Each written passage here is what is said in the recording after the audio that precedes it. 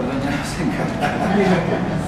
17 de mayo de este 2012, la Organización Mundial de la Salud publicó un informe médico mundial en donde le informa al planeta entero que está más que confirmado que pretender curar la homosexualidad es erróneo, toda vez que no se trata de una enfermedad, primero. Y segundo, que aquellas personas, cuando se someten a estos tratamientos, lo único que van a lograr es alterarlos más y de manera muy peligrosa los pueden llevar incluso hasta el suicidio. Entonces, por eso mismo hay que tomarlo en cuenta. Pero también les estaba yo diciendo de este proyecto que tenemos que es el condón interno, que decía yo por la problemática de no ponernos el condón, porque tiene que ver con el autoestima, tiene que ver, a partir del momento en que todos venimos siendo LGBTs de historias de discriminación, de exclusión, porque hemos sido agredidos desde la casa, en la escuela, en el trabajo, en la calle, por los órganos del Estado, por las leyes y, para arrebatarle, por las iglesias, por esta homofobia religiosa.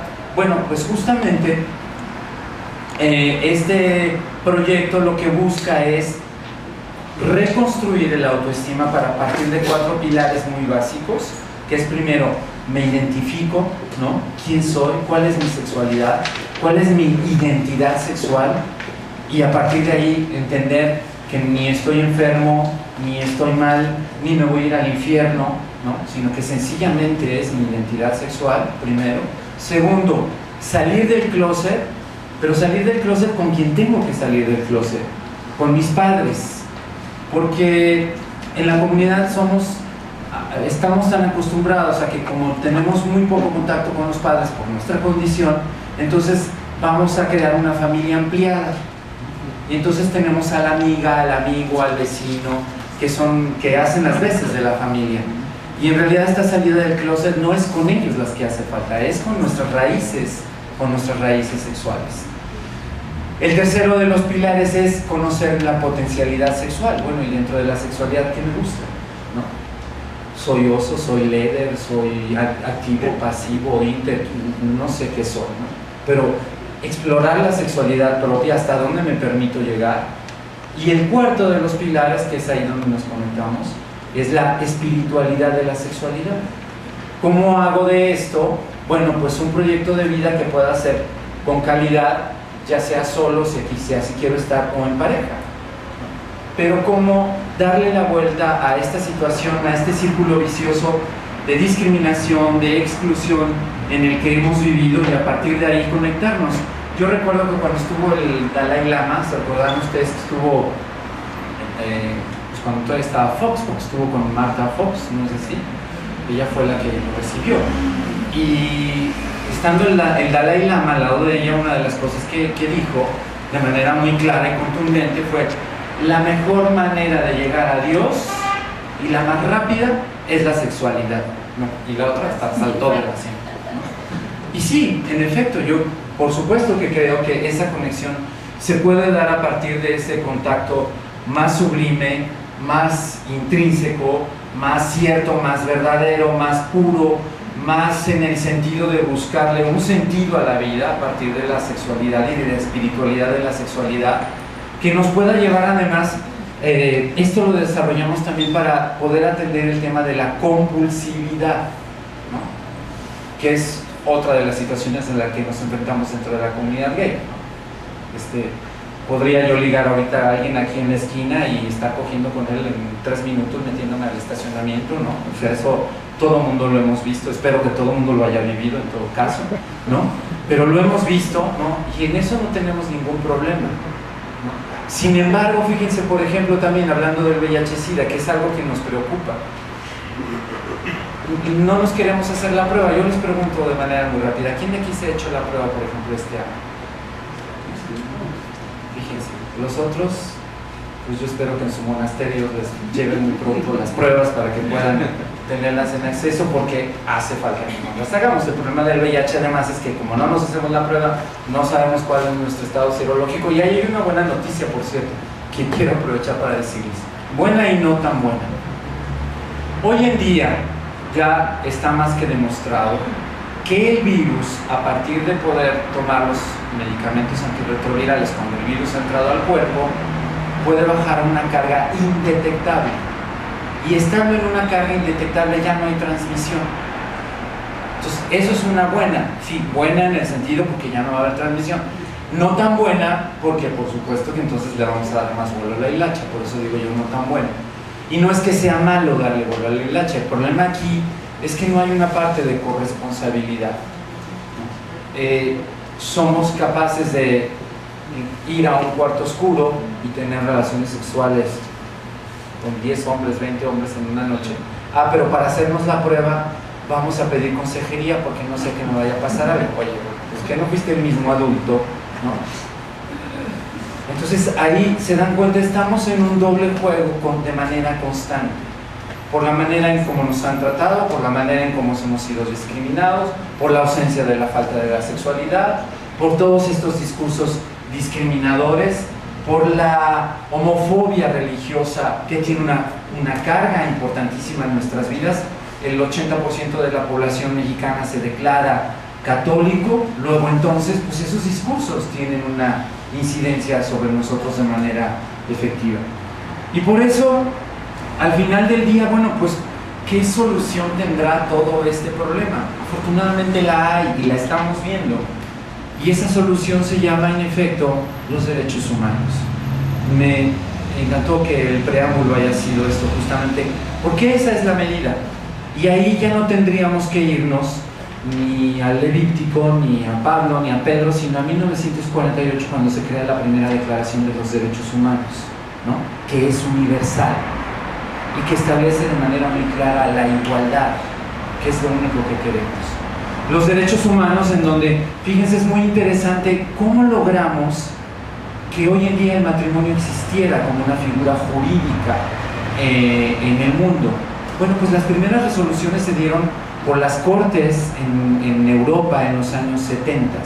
Y el primer derecho que se logró reconocer fue el derecho a la intimidad. Se decía por las primeras resoluciones del Tribunal en Europa, el Tribunal de Derechos Humanos Europeo, que el Estado no tiene por qué entrar a legislar sobre la vida privada de las personas. El Estado no tiene por qué venir a decirnos con quién tenemos una relación sexual en nuestra cama. El Estado no tiene por qué entrometerse, ¿no?, en con quién soñamos o con quién fantaseamos. Y esa fue la primera resolución allá por los años 70, hoy, 30, 40 años después, lo que ha venido desencadenando. El segundo de los derechos que se reconoció por los tribunales europeos fue el derecho a la dignidad humana. Es decir, si una persona siente atracción por otra persona, y eso es, de acuerdo a la ciencia, una reacción natural, pues yo ¿por qué me tengo que meter en eso? Ese fue el segundo de los derechos que que se logró allá, y que gracias a ello fue que nosotros hemos retomado todo eso. Luego venimos a legislar apenas el año pasado aquí, por cierto, apenas en la Constitución, por el reconocimiento de los derechos humanos, porque nos llenamos la boca de derechos humanos, ¿no?, desde hace 10 años, creo que ya está de moda hablar de los derechos humanos, pero no existían en la Constitución mexicana, pequeño detalle, ¿no? Entonces, hoy en día ya existen.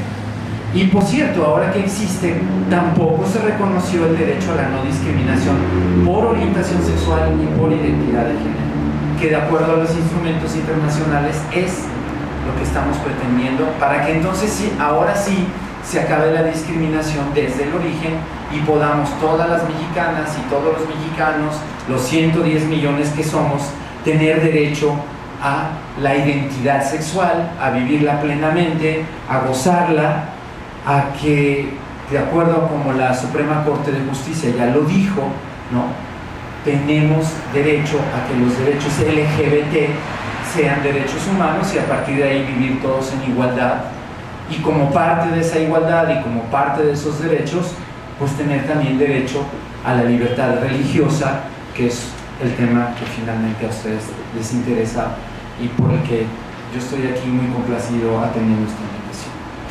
Esto es pues lo que estamos haciendo, una lucha a partir de este reconocimiento para que desde los derechos humanos hoy en día esto que hemos logrado aquí en el Distrito Federal podamos llevarlo al resto del país y que entonces ahora sí nuestro país pueda ser pues, un país de libertades, de igualdad, de justicia y de no discriminación. Muchas gracias por su atención. Bueno, hemos escuchado muchos discursos homofóbicos en la Iglesia Católica, iglesias cristianas, entre todas. Se hace una denuncia, vamos a suponer.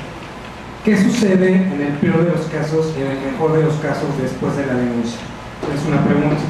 La otra, bueno, yo ya me casé aquí en el DF, me comentas que ahorita hay otro tipo de uniones en Quintana Roo y en Chihuahua, en Coahuila. Sí.